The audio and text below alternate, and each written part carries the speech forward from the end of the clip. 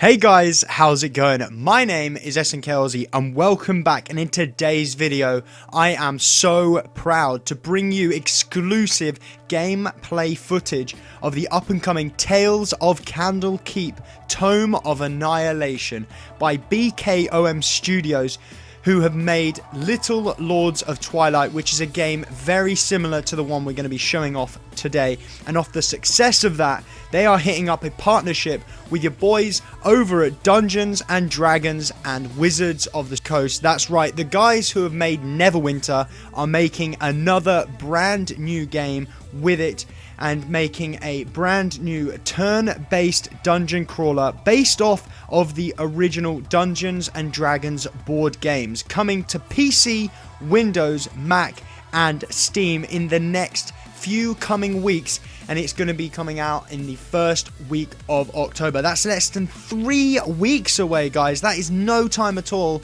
And there's going to be a trailer exclusive as well to us in the next week, so make sure you're smashing that subscribe button and smashing that like button if you definitely want to see that as well. The game itself is going to include 40 different quests with a mix and match of main quests and side quests, and there's going to be procedurally generated, so it's going to be unique maps and unlimited replayability, so you can do whatever you want and it's going to be completely different every time you play that match. I cannot wait for it. It sounds unbelievable. With the original board game experience you know and love from Dungeons and Dragons brought to life, combined with unique features to the digital version that I'm going to be showing off to you, you'll also be able to craft powerful weapons and armor with crafting materials to strengthen your hero throughout the game. You'll have a player level that you can progress with, unlocking new heroes, new crafting recipes, and all sorts of other stuff like that. So that is the way that you progress in the game. You can't specifically level up a character as such, but you have a player base level which you can level up, and you gain extra different materials as you play through the game and complete objectives and all sorts of things like that. You can then gain crafting materials which you can add to your weapons and armor to make them even more powerful, and that's how your characters progress throughout the game. This game is procedurally generated, which means anything, literally anything can happen to you. Chests can spawn in the room, and also you can see that we are picking up potions of healing. The lady who we were doing the Skype call with was actually telling me that the drops that you see in this have been picked up for this demo, but in the real game, when items are dropped for you, no matter whether you complete the mission or the quest or you fail it, no matter what you pick up actually goes into your inventory and is saved forever. So that's how you sort of progress in the game. If you fail a mission, don't worry, just keep playing it as much as possible and you'll be able to get there from the items that you have indeed picked up. So as you can see, the ladies jumped onto a trap for us just to show you what happens, and also the potions she was telling me about, the inventory items, they are not part of the role phases. So you can see on the left side it says hero phase, where you get to move or call an action. So the call of action and the movement are not included in your inventory. So now we've spawned another tile, which is a puzzle piece, which is an enclosed room which one hero can get to, but the other one is closed off by a wall, which is quite interesting, so you don't know what is there and what isn't there. As you can see, another wall drops down there as well, and there was an encounter that was about to pop, but she's used some of the action points. So you can see on the bottom at the bottom of the bar, which is like a pink lightning bolt, you have that using AC, and every time you get a kill or something like that, that goes up, and every time you do an action to the game, that also goes up as well, and you will generate some extra AC which you can then call for cancelling encounters which happen to you, which is like the original board game where you can roll to see what happens. So our character did get killed by the Juggernaut. He's very, very powerful. He has tons of health. And our other character has been able to explore and find a chest. but not been able to open it just yet because he was stunned from the last phase.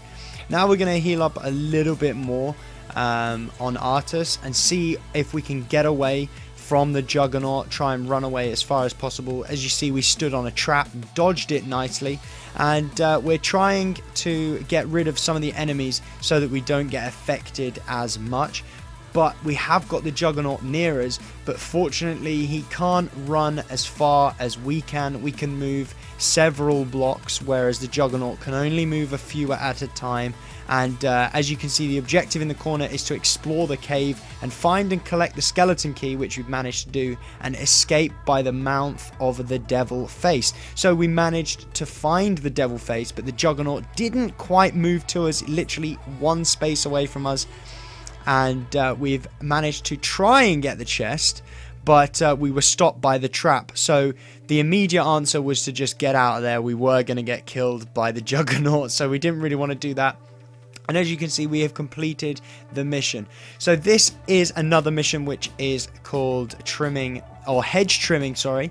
And the other thing to note, on the right hand side shows you the way of play. So your characters in between the enemies means that your player is going to make a move and the enemy is going to make one before your next one.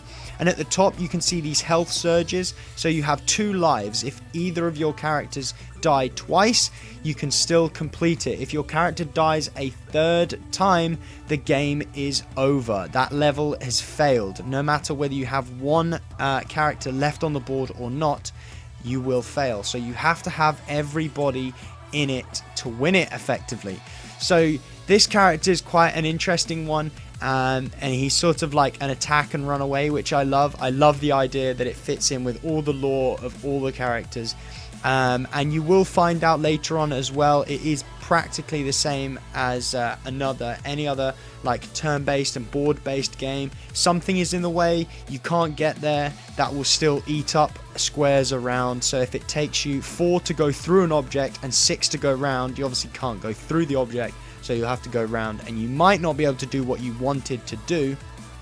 But this character, quite similarly, just basically animates other characters to come out of nowhere, which is amazing. And luckily we're dodging these nicely, but we are going to get Artus into an amazing position there with his movement, seeing as he's a hunter ranger, so he can get into a nice little position. And of course, with the lore of the character itself, he does actually behold the Ring of Winter, and he has quite a few cold attacks. As you will see now, it covers an entire tile of attack, and we've done quite a bit of damage to the boss fight there as well. And as you can see, we're using some of that AC to get rid of that encounter that was going to affect us. Again, dodging that nicely. We do get hit once by an enemy, and a quick little dodge there as well. But there's an array of attacks. There's, as you will know, the at-will abilities, which can be used all the time. As soon as you get a chance, you can use the at-will. The utilities are often more or less taking up a charge of somewhat. And the daily powers you cannot use very often at all. There you go. There's another tile with a chest on it with some more traps in front of it. There are these things called hard tiles, which are tiles that come down which spawn an encounter as well, which make it a lot harder for us to get around the map. Something else to note, if you do not explore a new tile, something bad will always happen to your character, so you want to try and get on with it as much as possible.